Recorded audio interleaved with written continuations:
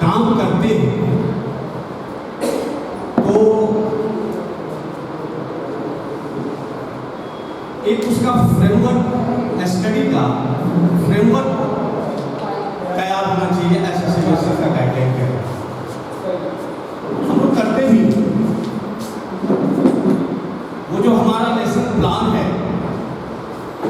वही हमारा फ्रेमवर्क है। उसी के हिसाब से हमको कक्षा के कक्ष संचालन में कार्य करने की व्यवस्था सुनिश्चित होती है। वही हमारा गाइडलाइन बनता है कि हमको आज अमुक कक्षा में किस टॉपिक पे जाकर के वैचारिक संवाद करना है। तो इसी विषय पे आज हम लोग चर्चा करेंगे। मित्रों, ज्ञान के इस यात्रा में शिक्षक होने का जो हम लोगों को अवसर प्राप्त हुआ है, ये एक बड़ा उत्तरदायित्व है। शिक्षक के संबंध में अनेक विचारकों का अलग अलग मत है। कोई शिक्षा का चाहने वाला, कोई अध्ययन करने वाला, कोई निर्माता, ऐसे ऐसे विशेषणात्मक हम लोगों को संबोधन दिए गए। लेकिन मेरा मानना है कि यदि समग्रता की दृष्टि से देखा जाए तो एक शिक्षक ज्ञान का और ज्ञान के स्रोत का एक समृद्ध पोषक है। दो टर्मिनोलॉजी मैंने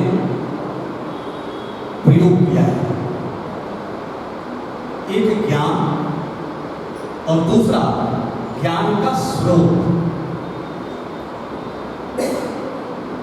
इसके पूर्व की कक्षाओं में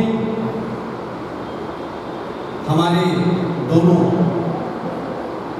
महान शिक्षकों ने वैचारिक को अपना उद्बोधन किया। उसमें फोकस उन्होंने इसी बात पे कि जो हमारा रिसोर्स है वो क्या है। रिसोर्स ही साधन है। तो उस रिसोर्स से पहले हम एक पर्सन हैं, लेकिन पर्सन किस रूप में है? ज्ञानी। ज्ञानी का अर्थ क्या है? ज्ञानवान होना। कैसा? प्रश्न उठता है कि कैसा ज्ञान? क्योंकि दो बिंदु हैं ज्ञान, एक नैतिक विचारधारा के ज्ञान और दूसरा अनैतिक विचारधारा के भी ज्ञान। क्योंकि हमारे यहाँ दोनों विचारधाराएं समानांतर चली और सदियों से चली और चली आ रही।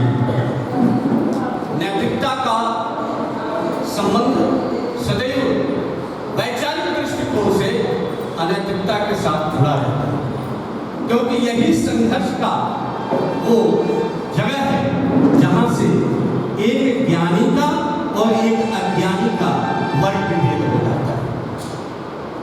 अब जिसके पास नैतिकता के ज्ञान, उसकी रुचि और उसके प्रति कर्तव्य बोध का भाव उसके अंदर जब जागृत हो जाता है, तब वो ज्ञान मार्ग की ओर अर्थात ज्ञानी बनने की ओर अग्रसर हो जाता है।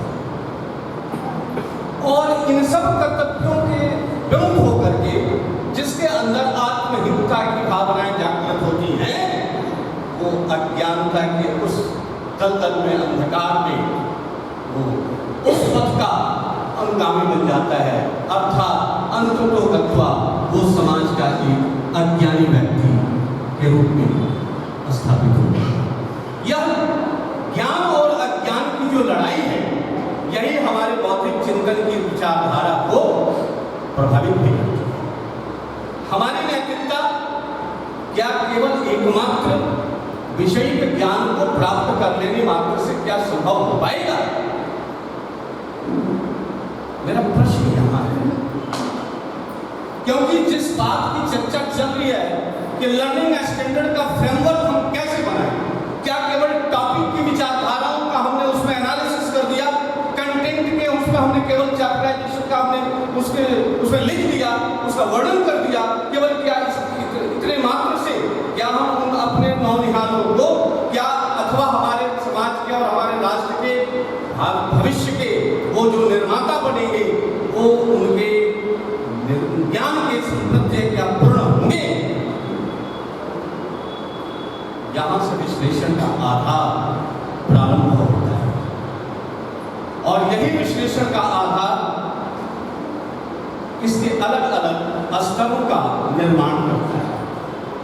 शैक्षणिक जगत में हम सब 3 स्तर पर तो काम करते हैं।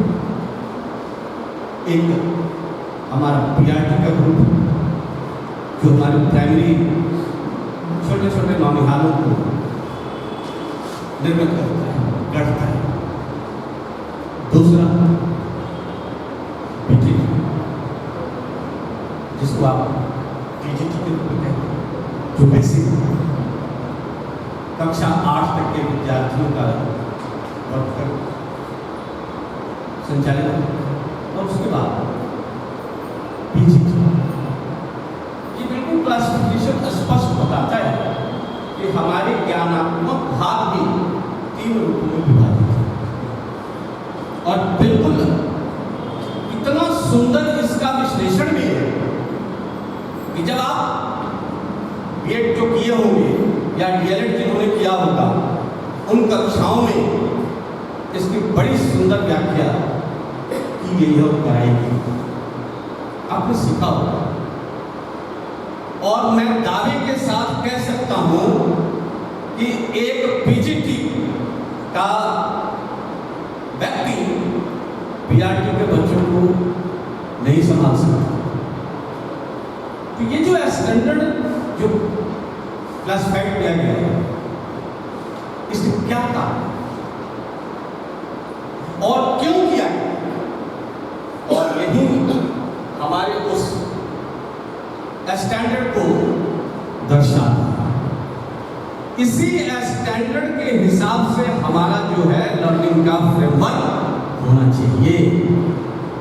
क्योंकि आज का मेरा भाग केवल हिंदी भाषा पर आधारित है, इसलिए मैं तो पूरी परिचर्चा हिंदी विषय की करूंगा। लेकिन यदि बाकी विषय वाले हमारे जो मित्र हैं, यदि थोड़ा सा यहाँ ध्यान केंद्रित रखें, आप काम जो कर रहे हैं करें, मैं उसको कुछ नहीं कहूँगा, लेकिन थोड़ा सहयोग मुझे चाहिए, क्योंकि एक ऐसा वैचारिक चिंतन का बिंदु है कि जहाँ से ज्ञान की विचारधारा परिपुष्ट होकर के ज्ञानी बनने तक की यात्रा को पूर्ण कराती है। इसलिए हमारा फ्रेमवर्क कैसा होना चाहिए? मैंने पहले ही आपसे निवेदन किया कि मात्र टॉपिक का जो नेशनल प्लान लिखते हैं, केवल उनका वर्णन कर देने मात्र से उसका स्टैंडर्ड फ्रेमवर्क नहीं बनता। फ्रेमवर्क बन गया, स्टैंडर्ड फ्रेमवर्क नहीं बनता। क्या क्या होना चाहिए इसकी चर्चा हम करेंगे।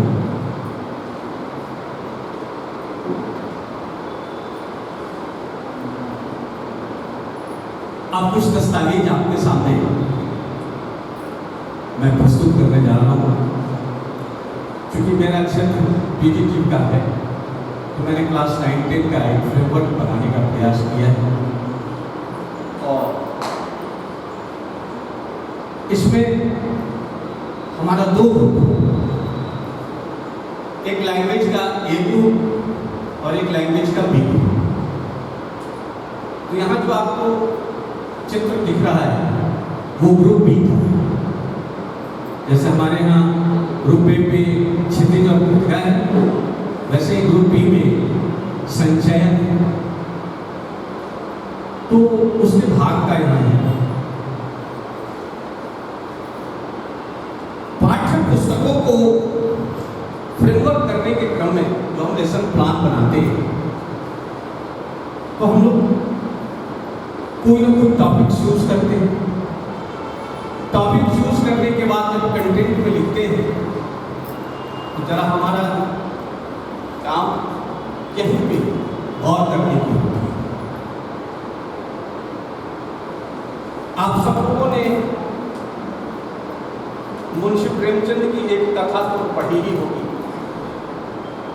दो बैलों की कथा। झूरी एक किसान है, उसके दो बैल, हीरा और मोती बैल। उसका साला गया, आता है ले जाने के लिए। झूरी इतना प्रेम करता है अपने बैलों से, तो बैल जाना नहीं चाहता, लेकिन सब कुछ है हमारे रिश्ते नाते में। साला एक पद इतना प्यारा है, उसके ऊपर पड़ा और उसी का फिगल, तो वो भी बड़े सब प्यारे रिश्ते हैं जैसे। तो भाई के ऊपर गया की पत्नी का, भूरी की पत्नी का बड़ा था कि भाई आया है तो उसको दे लेकर के चलता है। अब जरा देखिए, आपने लेसन प्लान में लिखा कि क्लास 9 के हिंदी में कि दो बैलों की कथा, कंटेंट में लिख दिया कि विषय का विश्लेषण। लेकिन अब देखिए हमारा काम कहां आ गया। अब मैं वहां फोकस करूंगा जो इसके स्टैंडर्ड को इंगित करता है, उसकी ओर इशारा करता है। हम बच्चों से ये चर्चा करेंगे कि गया के उस दोनों बैलों को ले जाने के क्रम में हीरा और मोती का जो संवाद था वो क्या था, इस पर हम चर्चा करेंगे। यहां नैतिकता का एक बड़ा सुंदर उदाहरण आया है। हमारे समाज में ऐसी घटनाएं बहुत घटती हैं। हम किसी के प्रति बहुत कृतज्ञ रहते हैं, हम बहुत उनका दिलो जान से उनके प्रति श्रद्धा भी रखते हैं। फिर भी कभी कभी ऐसा क्षण आता है कि चाहे जिस रूप में हो, मैं उधर ध्यान नहीं जाना चाहता हूँ, विषयांतर हो जाएगा। कभी कभी हमें कुछ अनादर के भाव अथवा अपमानजनक भावनाएं झेलने को पड़ जाती, या तो कभी कभी रिश्ते संबंध में एक दुराव का भाव भी देखने को मिल जाता है। बहुत निकटता थी उस समय, जो भावात्मक विद्वेष और विद्विग्नता की भावना से जो मनुष्य ग्रस्त होता है, उसमें अपने आप को संभालना बड़ा मुश्किल होता है। ऐसी स्थिति में यह जो हीरा और मोती के गया के साथ जाने के क्रम में जो संवाद हो रहा है, यहाँ समाज के वैसी विषम परिस्थितियों में हम सबों को एक सुंदर दिशा निर्देशन का काम कराने में मदद करता है। हीरा कहता है मोती से, क्या है भाई, वो लोगों ने तो जी जान से सेवा की, कभी हमने उसके काम में कोई बात करी, उसने फटना भी खिलाया, हम लोगों ने काम किया। यदि मुझसे हम या हम लोगों से कोई गलती हो गई थी तो वो क्षमा भी तो कर सकता था, वो पूछ भी तो सकता था, या फिर हमारी किस गलती के लोग सजा दे रहे हो। और उसने कुछ नहीं पूछा, और बिना पूछे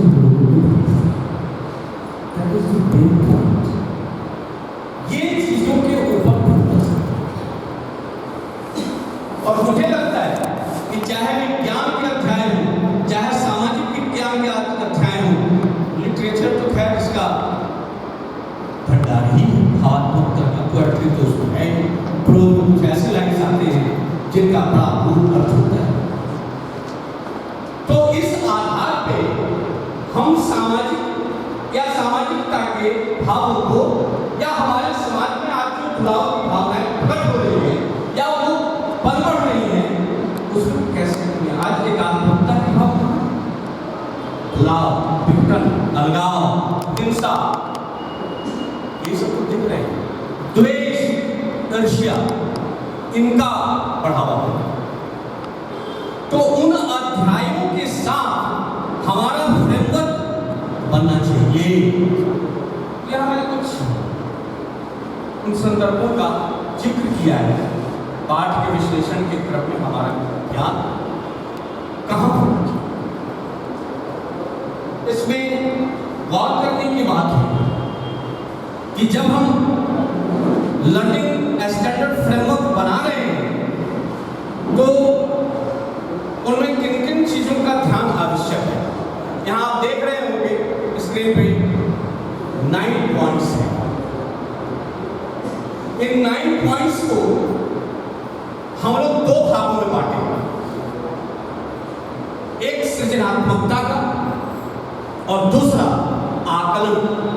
मान लीजिए कि मैं कोई काम करूं तो कोई उसको आकलन करने वाला भी चाहिए। ये काम कैसा होगा? आप घर का काम करा रहे हैं, आप यदि उस चीज की निगरानी न करें, देखभाल न करें, तो क्या गारंटी है कि आपका काम सही हो?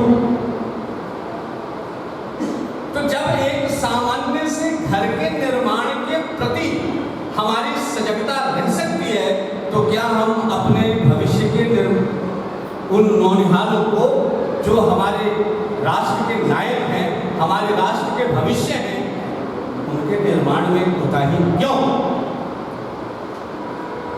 इसलिए ये जो 9 पॉइंट्स हैं, इन 9 पॉइंट्स में से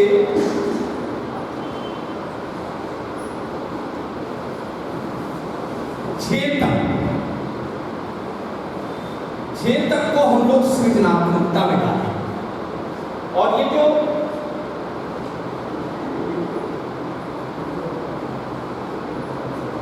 लास्ट का 3 पॉइंट है, ये आकलन। आखिर उसका ऑब्जर्वेशन कैसे? किसी काम का ऑब्जर्वेशन जरूरी है, तो आपका ऑब्जर्वेशन होना चाहिए कि जो काम हुआ, जो मैं बनाया, कितना सुटेबल रहा, कितना वो सही रहा कि नहीं रहा, या पूरा पर्याप्त हम नहीं दे पाए, तो अगली कक्षा में इसकी तैयारी हम करते हैं।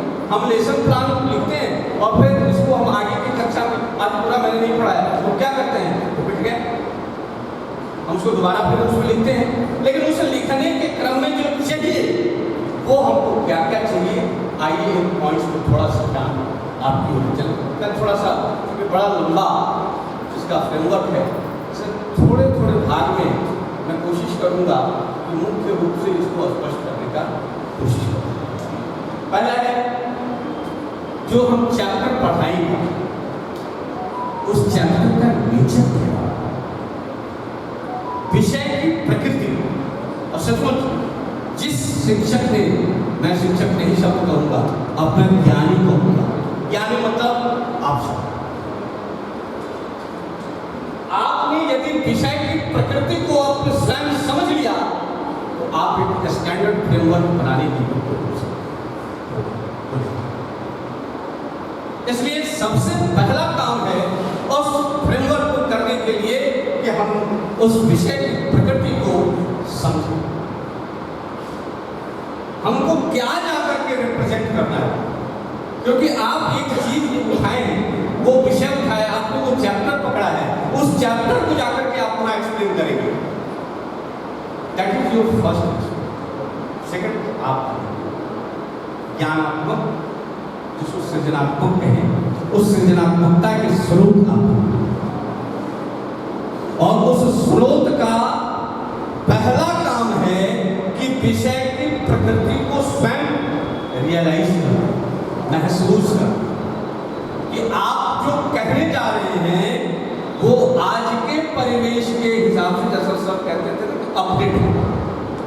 ये अपडेट, ये विषय की प्रकृति का जो विवरण है, ये बिल्कुल अपडेट होना चाहिए। आज समय के कालक्रम में हमेशा समाज का चरित्र भी बदलता है। चरित्र बदलना मतलब उसका स्वरूप बदलना। आज के 100 साल पहले का जो हमारा समाज था वो आज नहीं, और आगामी 100 सालों में फिर जो आज है वो नहीं। संसार परिवर्तनशील है। जब संसार परिवर्तनशील है तो क्या ज्ञानात्मक व्यवस्था की जो यात्रा है क्या वो परिष्कृत और परिवर्तित नहीं हो तो फिर उसमें परिवर्तन क्या हो? इसलिए उसका परिवर्तित रूप मतलब समृद्ध रूप, परिष्कृत रूप, परिवर्तित रूप, यह हुआ उसकी समृद्धता परिचय। इसके बाद भाई हमारा जो एक गाइड है ना, सीबीएसई बोर्ड है, वही वहां से नोटिस डालते रहता है, ऐसे करो, ये करो, ऐसे। आज के 4 साल पहले हम लोग भी ऐसा काम नहीं करना, अब करना पड़ता है। क्योंकि अभी हम प्रैक्टिस में आ रहे हैं तो थोड़ी चिढ़ भी हो रही, आज संडे है, क्या करने के लिए बुलाया गया। इसको समझना ड्यूटी है तो करना पड़ेगा। जिस रूप में कहता है, दूसरा पॉइंट इधर आएगा कि एनसीईआरटी के अनुसार अपेक्षाओं और लर्निंग आउटकम को दर्शाना। मैंने पहले भी आपसे निवेदन किया,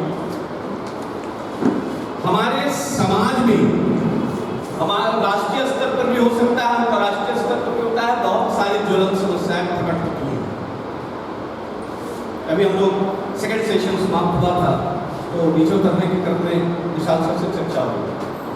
अभी कल कोटा से एक बच्ची ने अपना सुसाइड नोट लिखा, उसके ऊपर 95% एवं 10 का प्रेशर। क्या यही हमारी अपेक्षा, एनसीईआरटी की अपेक्षा की तो बच्चों के ऊपर इतना वर्कलोड कर दो तो मरने के लिए होश हो जाए? नहीं, आपको उस तरह से अपना फ्रेमवर्क तैयार करना है कि बच्चे उसे इजीली अडॉप्ट करें, सीधे सीधे एकदम, और जो उसका एनसीईआरटी का गाइडलाइन है उसके हिसाब से कैसा कितना। वो आपस हापी जो बच्चे कहते हैं ना कि कोर्स कंप्लीट करो जल्दी जल्दी, किसका कंप्लीट हो? हाँ हमारा। इट मीन्स मेरा कंप्लीट हो गया, मतलब मेरी ड्यूटी खत्म हो गई। क्लास में जाएंगे, घंटे लगी हमारी, चले गए। अब तो हमारे पास कुछ है, हम अपने दिमाग में बैठा लिया पढ़ाना क्या है, तो मेरा कोर्स पढ़ो लिया, वेरी गुड। नहीं, ये वो नहीं कहता। टाइम टू टाइम, बिल्कुल आप एक चैप्टर पढ़ाओ 1 महीने में, और लेकिन उसको इस हिसाब से पढ़ाओ कि 30वां दिन उन बच्चों का रहे, ऐसा फ्रेमवर्क उसका वो होना चाहिए, ताकि फिर उसमें आपको दोबारा किसी प्रकार का कोई इफ बट या कोई डाउट बच्चों के अंदर ना रहने पाए, उस तरह की। तीसरा कहता है कि सीबीएसई पाठ्यक्रम के अनुसार विषय के कंटेंट डोमेन की पहचान। मैंने शुरू में कहा हमने 9th का एक फ्रेमवर्क बनाया, तो बैलों की कथा आप सब पढ़े हुए, कहानी तो बहुत आसान, गया बहुत मारता पीटता था, छोरी दोनों भाग गए, पकड़ा गए, जेल चले गए, गांधी हाउस में वहां कहानी तो यही है, लेकिन उसमें बहुत सारी चीजें छिपी हुई हैं। वो बंधन से मुक्ति, वो परतंत्रता से स्वतंत्रता, गुलामी से आजादी की ओर का संकेत है। इसके अलावे संघर्ष, परिस्थितियां अनुकूल और प्रतिकूल हर इंसान की जिंदगी में है, और हमें तो ऐसा लगता है कि इन 24 घंटों में हर इंसान अनुकूल और प्रतिकूल परिस्थितियों से सदैव जूझता है।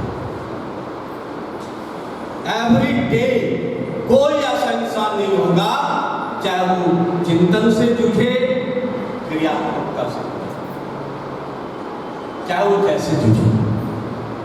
वो हर इंसान हर दिन वो अनुकूल और प्रतिकूल परिस्थितियों से जूझता है, लेकिन वो जो संघर्ष की व्यवस्थाएं हैं उनमें अपने आप को संगठित करने की भी एक भावना वहां से निकल रही है। हीरा और मोती जब तक अकेले अकेले दीवार पर, कांजी हाउस के दीवार पर प्रहार करते रहे, कोई सफलता नहीं मिली। दोनों ने मिल करके किया, सफल हो गए। काले सांड से लड़ने की जब नौबत थी, उस समय भी हीरा और मोती ने प्लानिंग की। हीरा कहता है कि जब वो हम पर वार करे तो तुम पीछे से उस पर वार करना, जब वो तुम पे वार करेगा तो मैं पीछे से उस पर वार करूंगा। That is most important. ये हमारे उस लर्निंग फ्रेमवर्क का यही स्टैंडर्ड पोजीशन क्रिएट है बच्चों के अंदर। उन प्रतिकूलताओं में भी अनुकूलताओं का चिंतन, उनसे संघर्ष करने की क्षमता, वैसी मानसिकता, वैसा विचारात्मक संवेद उनके अंदर उत्पन्न करना, ये इसका फिर कहता है कि प्रत्येक लर्निंग आउटकम के लिए दक्षताओं का निर्माण, मतलब निर्धारण। मैं समझता हूं कि शायद ये काम हम लोग छोड़ नहीं कर पाते। हम लोग कहाँ कहाँ फोकस करते हैं, मैंने तो इसको देखा। हमारे कुछ मित्र जो बढ़िया स्टूडेंट है, काम करने वाला, उन पर फोकस करते हैं। क्यों? उनकी कॉपी चेक करेंगे, त्रुटि पाएंगे। दूसरा जो बेचारा मीडियम क्लास का है, मीडियम क्लास को अपना बहुत भूखता है, अनगति मिडिल मध्यम, तो उस पर हम थोड़ा कहते हैं देखो जी मेहनत करो, तुम काम करो, ठीक हो जाए, प्रोग्रेस कर सकते हो, लेकिन ईमानदारी से मेहनत करो। हमने उसके साथ कुछ सहयोग नहीं किया, मात्र उसको इतना ही कहा। और जो थर्ड कैटेगरी है उसको वैचारिक शून्यता है, वैचारिक शून्यता दिखती नहीं, हम तक ध्यान ही नहीं। ये मेरा फ्रेमवर्क का क्षेत्र है, फ्रेमवर्क का क्षेत्र है। मैंने पढ़ा था, आप सबको याद होगा, विशाल सर एक चेक गणराज्य में चेकोस्लोवाकिया एक जगह है, वहाँ सिगमंड फ्रायड बहुत बड़ा मनोचिकित्सक था, लेकिन कुछ आर्थिक तंगी आ गई थी, तो उसको वहाँ से बेचारे को पलायन करना पड़ा। और पलायन करके तो वो वियना, हाँ, और एक अद्भुत उसके जीवन की व्यवस्था थी। बहुत बड़ा मनोचिकित्सक था, वो डॉक्टर था, लेकिन उसने लिखा है अपने अनुभव में कि मैं रोगी का इलाज, मतलब रोगी के रोग का इलाज करने से पहले मैं उसके रोग के कारण को जानना चाहता था, और यही मेरी सफलता का मुख्य स्रोत था।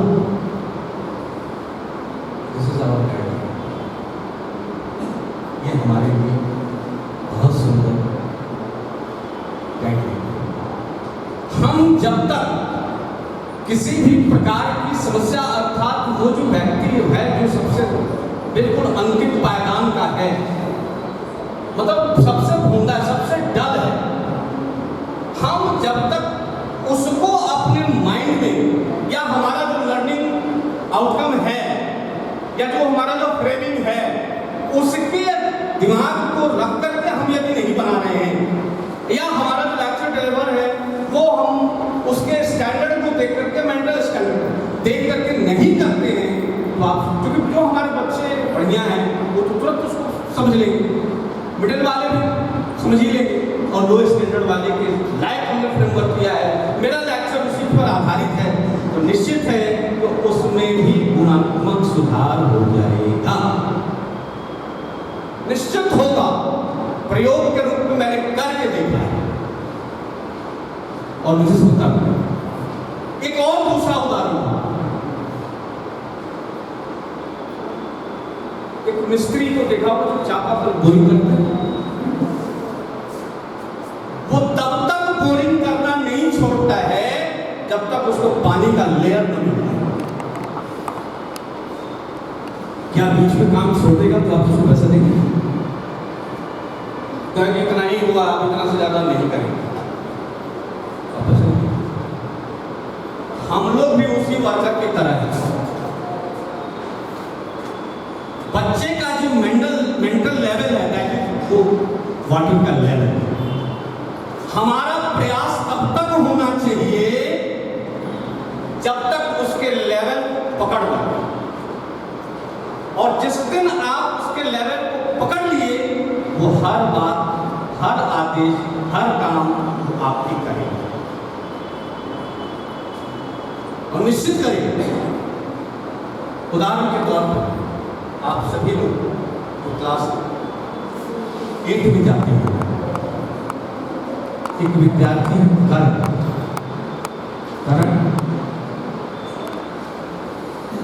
जिससे वो बच्चा मेरे संपर्क में आया, वो कुछ लिख नहीं पाता। हमने उसको पढ़ाने शुरुआत की। हमने कहा कि तुम्हारा पहला काम नहीं है कि तुम एवरीडे एक पन्ना डिक्टेशन लिखो।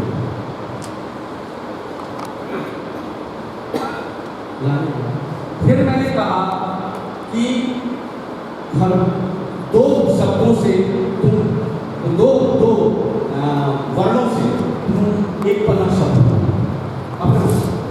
फिर मैंने कहा कि 3 बना, फिर 4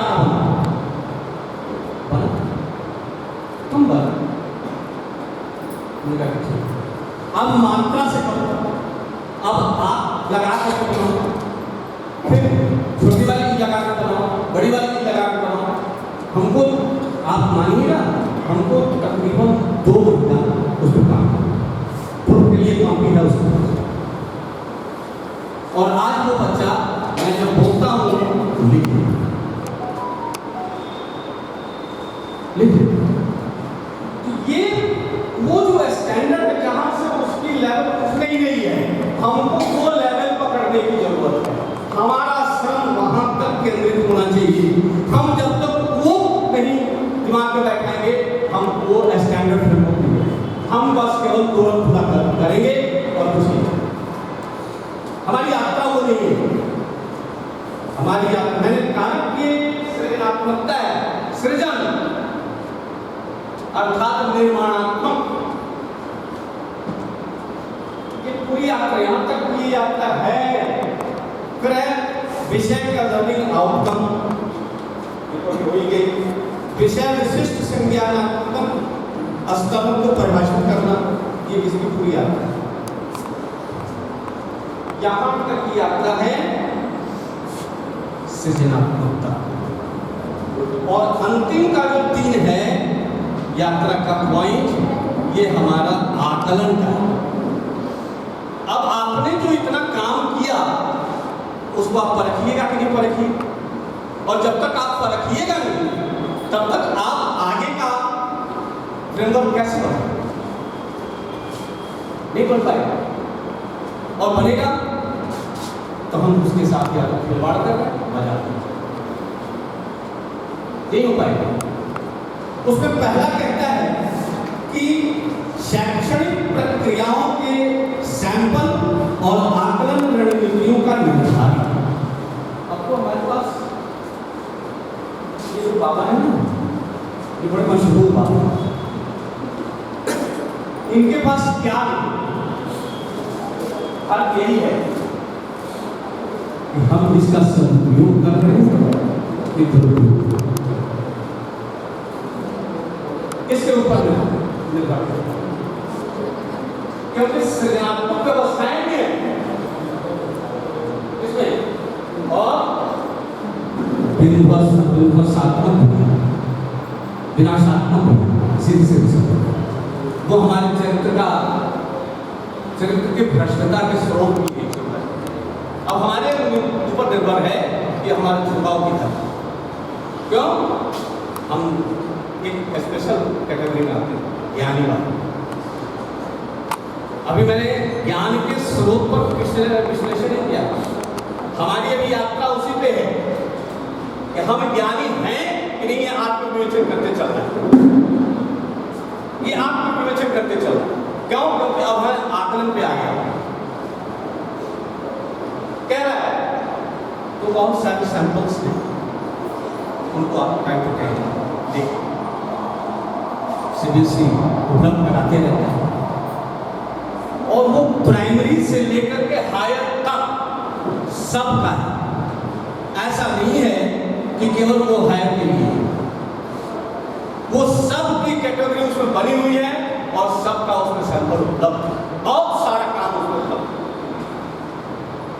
बहुत सारे सेट हैं, आप उनको देखिए, टाइम टू टाइम उसको देखिए, काम करें। इसके बाद इससे आप आकलन कर सकते हैं। इसके बाद सैंपल ब्लूप्रिंट का निर्माण। अब जब मान लिया कि आपने उन चीजों का अध्ययन किया, आपको एक रास्ता मिला, जब आपको एक रास्ता मिल गया तो अब आपने जो अपने क्षमता के हिसाब से जो अपने बच्चों के बीच में ज्ञानात्मक यात्रा की है, उस यात्रा का अब आकलन कि अब हम जो कुछ काम किए उसको कितना % हमारे इन बच्चों ने ऑब्जर्व किया। अब इसका आकलन क्या होगा? छोटा छोटा एक फ्रेमवर्क बनाएंगे, सैंपल उसका, और टाइम टू टाइम बच्चों का हम लोग शायद इस पे एक बार चर्चा किए थे, क्या कि वीकली छोटा छोटा टेस्ट होना चाहिए, चर्चा चलनी चाहिए, या फिर क्वेश्चनिंग मेथड, जिसको क्वेश्चनर कहते हैं। हमारा 2 रोल रहता है बच्चों का, तो ग्रुप ए ग्रुप बी आप बना दीजिए, ग्रुप ए इधर ग्रुप बी इधर, और कह दीजिए कि देखो पाठ पढ़े हो, पूरा क्वेश्चन आंसर हो गया है, अब तुमको वो जो लेसन में दिया हुआ जितना भी क्वेश्चन है वो नहीं बनाना है, ना वो याद करना है। अब इस पाठ के अंदर से तुम्हें स्वयं प्रश्न बनाना है और स्वयं उत्तर लिखना है। दैट इज ये सिस्टम। और फिर उसकी जो कैपेसिटी है, जो आपने उसको दिया है, उसका ऑब्जर्वेशन हो जाएगा, उसका आकलन हो जाएगा, तो वो कितना समझा है, कितना नहीं समझा है, अथवा क्वेश्चन निर्माण किया, उसका आंसर लिखा, वो एप्रोप्रिएट है कि नहीं। क्योंकि सीबीएसई का गाइडलाइन स्पष्ट करता है कि बहुत विस्तार से लिखने की कोई आवश्यकता नहीं है, टू द पॉइंट अप्रोच करो। तो वो टू द पॉइंट अप्रोच हम हमारे बच्चे या हम कर सकते हैं।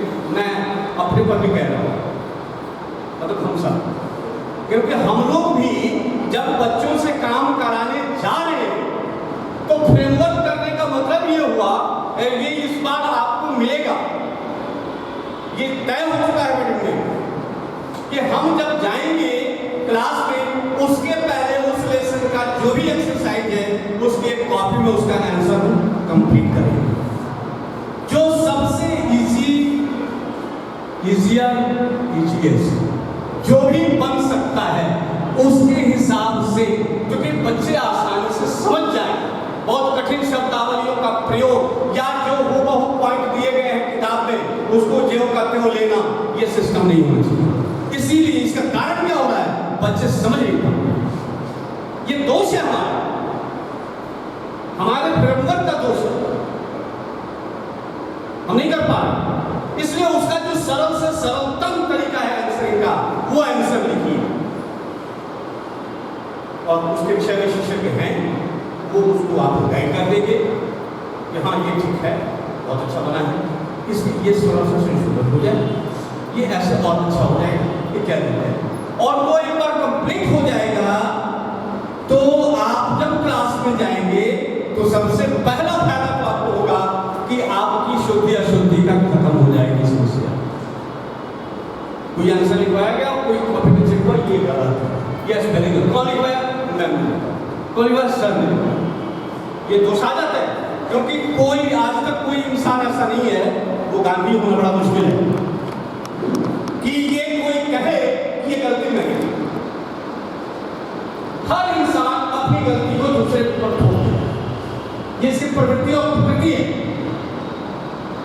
तो इस समस्या का पूर्ण समाधान और पूर्ण निदान आप पहले एक फ्रेमवर्क यहाँ बात उसकी हो रही है, वो तो लर्निंग की है, तो लर्निंग तो दोनों है, क्योंकि कक्षा में हमको जाना है, उसका आंसर लिखवाना है, पढ़ाना ही है, और हमारे तरफ से कोई गलत बात लिख दी गई, कोई गलत सेंटेंस लिख दिया गया, उसका तो कितना बड़ा असर हो सकता है। तो बिल्कुल से हम पूजा में भी जानते हैं, तो मुझे पता नहीं मिलता ही नहीं। यही जो पहले से हम लोग को 10% मिलता है, लेकिन 90% कैसा टीचर बहाल कर रखा है, उसको लिखने नहीं आता, उसको स्पेलिंग नहीं आती है, पता नहीं क्या प्रयास करते हैं, बता रहे थे किस तरह से उपहास की बात भाई, वो तो चाहेगा ही ना आपके ऊपर प्रेशर डालना, आपकी कमियों को पकड़ा है। इस कमी का निदान हम पहले ही बढ़िया है, और ये होगा इस सेशन से हम लोग करेंगे, इसका पूर्ण रूप से समाधान यही है। आप खुद एक्सेप्ट करें और सरलतम तरीके से करें, जो उसका सबसे इजीएस्ट हो सकता है तरीका, उसको आप अडॉप्ट करें और उसके आधार पर, क्योंकि वो बच्चे समझ लें टिपिकल वर्ड या कोई और लेंदी सेंटेंस क्यों किया जाता है, किसी भी भाव को आसानी से समझने ऐसे सदस्य क्योंकि उसको संवाद को या भाव को व्यक्त करने में सुविधा हो। लेंदी बात होगी तो हो सकता है कि उसमें कुछ ग्रामेटिकल मिस्टेक भी आ जाए, ये भी हो सकता है, या फिर अर्थ का उल्लंघन लग जाए। हमारे यहाँ व्याकरण में व्यंग्यात्मक शैली की चर्चा है, और व्यंग्यात्मक में बड़ी अद्भुत हमारे यहाँ व्यंग्यबाण चलाने वाले हुए हैं, और अद्भुत बात है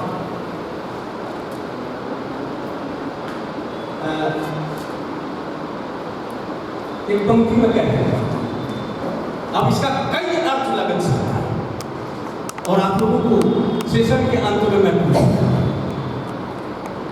जो पहुंची आपने भेजी थी, वो पहुंची पहुंची पहुंची थी, वो पहुंची पहुंची पहुंची क्या, जो पहुंचे तक ना पहुंची थी। अब आप लगा, मैं अगर मैं पूछूं एक बार आप दोहरा देता, पहुंची समझते हैं आप, एक ऑर्नामेंट है, वो पहना जाता है बाहों में,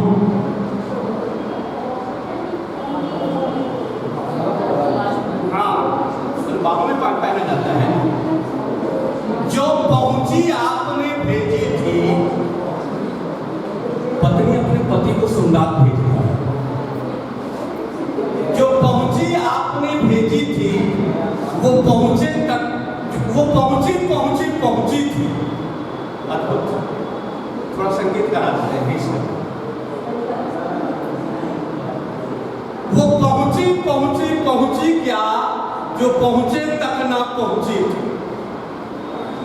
अब अर्थ लगाया, ये मैंने दिया, ये देखो व्यंग्य है, मैंने आपको दिया, ये व्यंग्य है और अद्भुत है।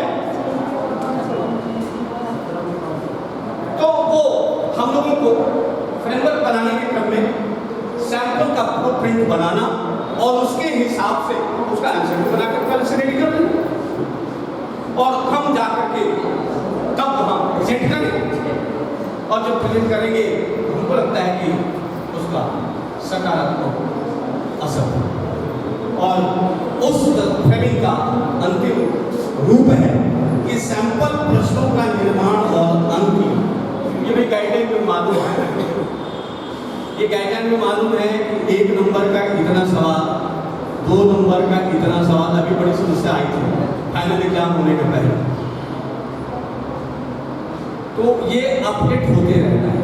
चेंजिंग के समय में हमारे मित्र थोड़े नाराज हो गए थे कि ये क्या, आप समझ गए, तो ये नहीं, ये बार बार रिजेक्ट सुधार है ना, उनको अपडेट होना है। आखिर सुभाष इंटरनेशनल स्कूल का इस गया के एजुकेशन एम्पोरियम में क्यों चर्चा चलती है? चर्चा इसलिए चलती है कि यहाँ का सिस्टम अपडेट है। हमारा जो वर्किंग फ्रेमवर्क है वो अपडेट रहता है। भाई कंपटीशन का माहौल है ना। यदि हमारा साम्राज्य बड़ा छोटा है, बड़े बड़े आलिशान बिल्डिंग है, बट वहाँ हो क्या रहा है और हम क्या कर रहे हैं, यही मार्केटिंग का है असली। तो हम जो कर रहे हैं बिल्कुल समय के अनुकूल कर रहे हैं और अनुरूप भी कर रहे हैं।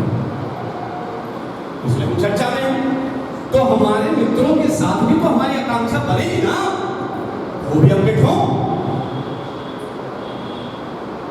तो इसलिए नाराजगी का यहाँ बिल्कुल ही भाव नहीं होना चाहिए। टाइम टू टाइम उसमें परिवर्तन आता ही है। तो आप ये काम करें, तब जाकर के आप एक स्टैंडर्ड फ्रेमवर्क अपने विषय कर पाए। अब जरा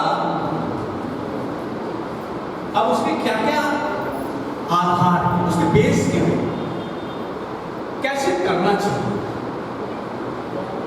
सबसे पहला भाई ये ज्ञानी वर्ग जो है ना, इसकी स्वायत्तता चाहिए, इसको एटोनोमस पार्ट बनना चाहिए, उसकी एटोनॉमी होनी चाहिए, वो बिल्कुल स्वच्छंद हो। क्योंकि वो जिस कक्षा में जा रहा है, वो जिस विद्यार्थी के साथ है, वो उसके बारे में जितना जानता है वो नहीं जानता, तो वो उस क्लास के स्टैंडर्ड को समझ रहा है। इसलिए उसको उसके हिसाब से फ्रेमिंग करने की आजादी होती है, ये जरूरी है। क्योंकि वो क्लास का स्टैंडर्ड को समझ रहा है, या उसके साथ होनी चाहिए, उसको प्रेशराइज करना। दूसरा, विद्यार्थी केंद्रित, लर्नर सेंट्रिस्ट होना चाहिए। हमारे इस ज्ञानात्मक व्यवस्था में बड़ी विचित्र बातें हैं। आपने कुआं देखा होगा, तालाब में देखा होगा, ज्ञान देखा होगा, लेकिन एक चीज तीनों में कॉमन है। क्या है? सब लोग कहेंगे कि पानी है, सब लोग कहेंगे कि पानी। नो, ये जो आपने देखा प्रत्यक्ष आंखों से, ये आप कह रहे हैं, क्या रियलिटी में कुछ और उसमें है? उसका बॉटम जहां रत्न छिपे उसी में बहुमूल्य हमारे सीप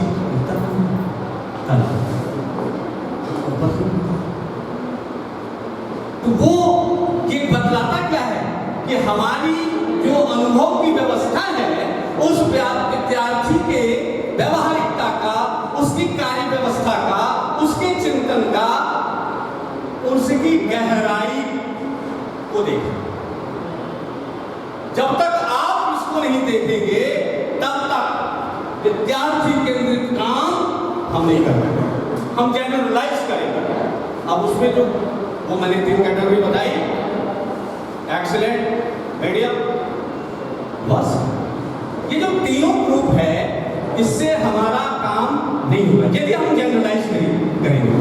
नहीं, हम जब काम कराएं, हमने कहा अभी जो हम लोग छोटे छोटे सैंपल बना करके या जो ब्लूप्रिंट बना करके काम करेंगे, तो हमारे दिमाग में है कि मिस्टर एक्स ये तो तुरंत करेंगे, तो इसका जो फ्रेमवर्क हमारा बनेगा उसके लेवल का बनेगा। उसको वैसा क्वेश्चन देंगे कि जो वो समझ सके, उस पर वो चिंतन कर सके। ग्रुप बी को उसके लेवल, ग्रुप सी उसके लेवल। ये डिफरेंट टाइप्स ऑफ जो हमारा वर्क होगा, यही हमारे लर्निंग का स्टैंडर्ड फ्रेमवर्क बन सकता है। एक सवाल लिखो जी, अब अब बाकी क्या करते हैं? आप सब देखते हो,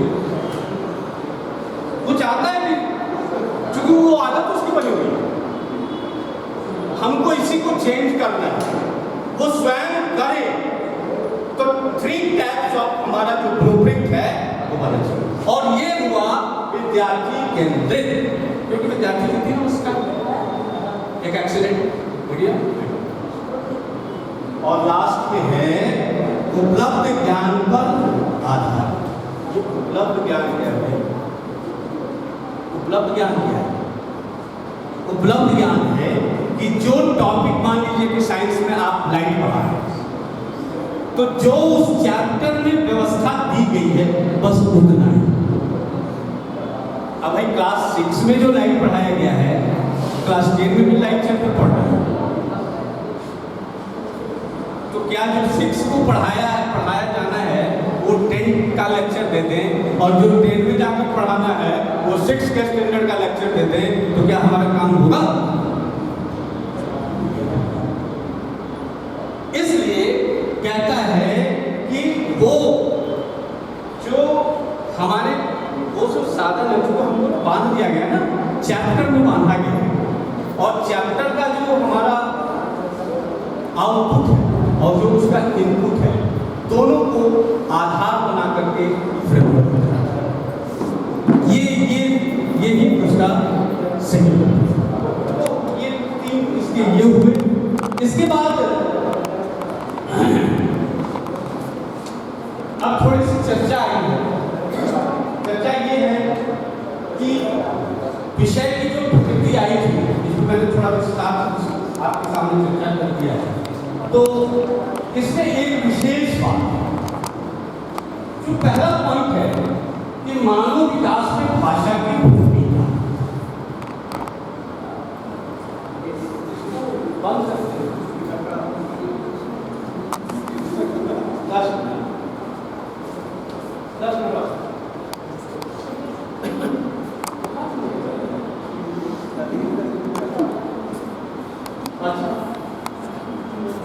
भाषा की,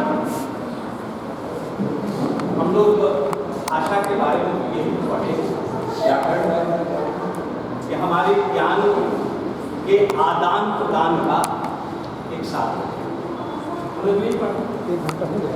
लेकिन बेसिकली हम लोग पढ़ते क्या है? आइदर इंग्लिश और नहीं। ये कह रहा है कि आप जो बच्चों के ऊपर जो केंद्रित बात है, हमारे यहाँ तो ये नियम है, कहावत के रूप में है कि हर 100 किलोमीटर पर भाषा चेंज होता है, पानी बदल जाता है। सचमुच हम लोकल लैंग्वेज का भी यूज करने की स्वतंत्रता बच्चों को दें, बस एक ख्याल यही रखना है, मर्यादाओं का उल्लंघन। पापा ने, एक बच्चा आया, टीचर गया था मिलने, और आगे गया, अंदर से देखा कि मास्टर साहब आ रहे हैं। पापा ने महताड़वाया, कहा इसको आप डिनाई मत करें। वो कह रहा है कि उसको आप वहीं से उसको बदलें, उस सांचे को, उसके मानसिक सांचे को बदलें, उसको उसी रूप में स्वीकारें। इससे जो अभिव्यक्ति है वो स्वतंत्र और उसका गुणात्मक विकास होगा। कल हम लोगों ने इस पर चर्चा सुनी, और बिल्कुल ये जो भाषा की जो भूमिका है, आखिर क्या कारण है कि हम लोग अंग्रेजी के माध्यम से अपने भावों को जब व्यक्त करते हैं तो हम लोग ऊँघने लगते, और हिंदी में करते हैं तो थोड़ी बहुत कोई पूर्ण नहीं। लेकिन जरा हम देखिए, जब हम लोग छुट्टी में निकलते हैं और जब आपस में ही हम बात करते हैं, क्या मुझे मिल में, तो उसमें एट्रैक्शन है, क्या मुझे मिल में, जो उसका जो एट्रैक्शन है वो बड़ा प्रभावी है। तो यह भाषा की भूमिका बड़ा महत्व का है और इसको हम लोग डिनाई न करें। अब बस एक ख्याल करना है, मर्यादा को। इसके बाद उस भाषा को अर्जित करने की प्रक्रिया उनके हमारे तो है व्याकरण साहब कहता है कि भाई देशज शब्द भी हैं और देशज शब्द हैं जब व्याकरण के और हमारे साहित्य में प्रयोग के लिए उनको स्वतंत्रता प्राप्त है तो हमको उन बच्चों के वैचारिक संवाद के लिए क्यों नहीं?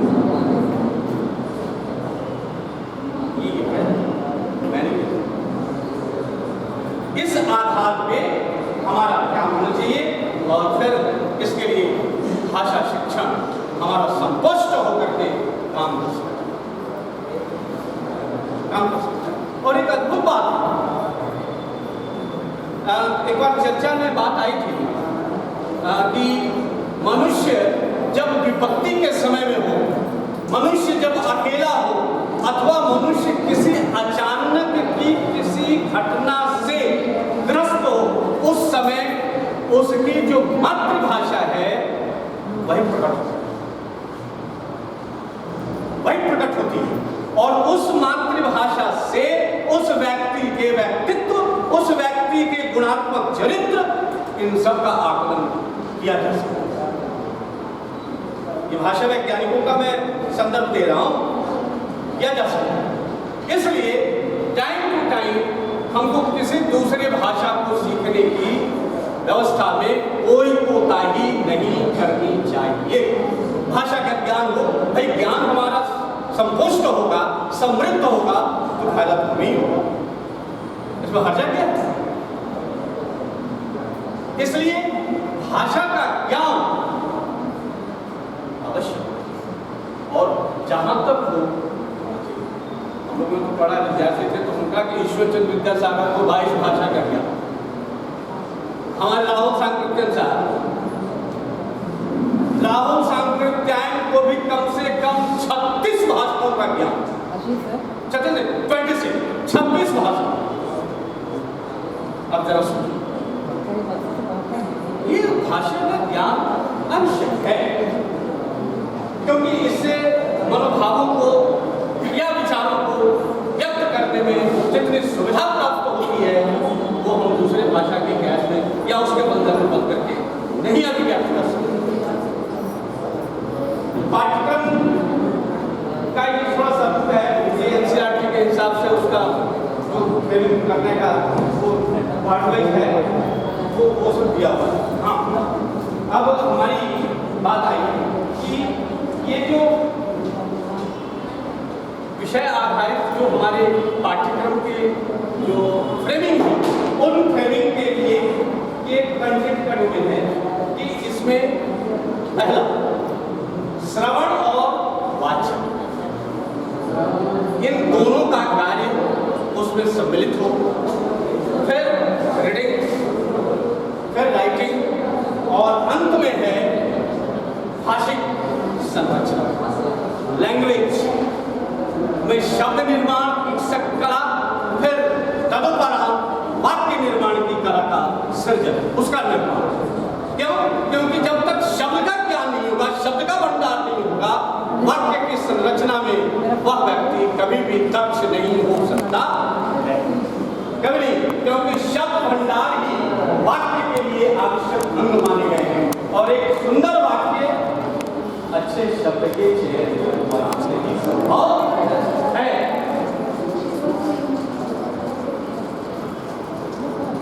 अब आया कि भाषा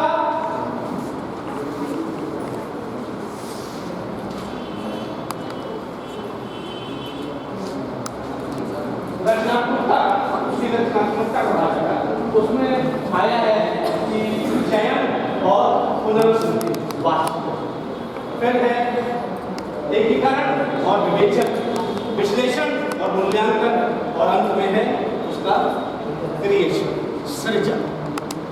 ये क्या है? शॉर्ट में जब आप कोई चीज को फेवरेट कर रहे हैं, लर्निंग का हमको क्लास में जाना है, हमको क्लास 10 में हिंदी का अमुक चैप्टर पढ़ा, सब होता है। एक उदाहरण मैं दे दूँ तो उस पाठ का जब हम चयन कर लिए तो सबसे पहला काम यही है ना, हम करेंगे क्या करेंगे, पहले हम जा करके उस पाठ के बारे में पढ़ेंगे, फिर उसका वाचन करेंगे, वाचन करके फिर हम उसके ऊपर हम एक कॉमन जो उसका भाव है उसको हम बच्चों के सामने रखें कि इस कहानी अथवा कविता का मुख्य जो केंद्रीय भाव है वो ये, और उस पर आधारित बच्चों के साथ चर्चा करें और फिर उसका फिर आप विश्लेषण करें, मूल्यांकन करें और फिर अंत में आप बच्चों से काम कराएं, सृजनात्मकता। फिर ये सब उसके उदाहरण हैं, कैसे कैसे हम लोग करते हैं ना, सेल नंबर 1 क्लास ये कंटेंट सब, तो ये फ्रेमवर्क का मैंने एक एग्जाम्पल लिया था। फिर उसका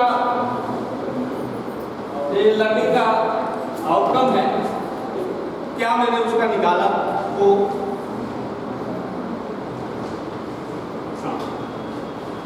ये थोड़ी सी चर्चा 2 मिनट में। अध्ययन प्रक्रिया इसकी है, ये कम से कम ये अकेला 4 घंटे का मेरा टॉपिक है, मैं 4 घंटा इस पे काम कर सकता हूँ। 8 कहते जनरल सर हमको 4 घंटा में, तो हम तो अकेले ही उड़ा देते उसको। ये 3 भाग हैं लर्निंग आउटकम के। पहला आकलन की रणनीति और शैक्षणिक प्रक्रियाएं, आप टाइम टू टाइम काम कराते हैं, एक्टिविटी कराते हैं, ये बीच बीच में जो एक्टिविटियाँ होती हैं ये बहुत नेसेसरी होती है। इससे आपको बच्चों का जो प्रोग्रेस है वो दिखने लगता है, उनकी रुचि दिखने लगती है और इसी रुचि के आधार पर आप आगे का काम देखते हैं। ये फिर हमने वो सैम्पलिंग वाली बात है, तो इनके 2 भाग हैं अलग अलग, उनपे ये आप सैंपल बनाते हैं, उसका कंटेंट कैसे बनता है, तो ये सैंपल पे आप करते हैं।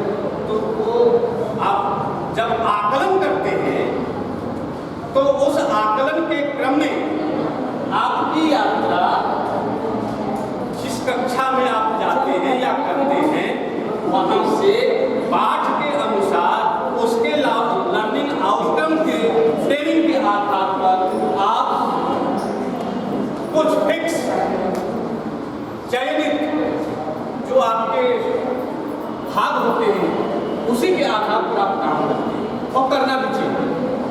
ये हमें वही बता रहा है और तभी आप सही आकलन कर सकते हैं। फिर वो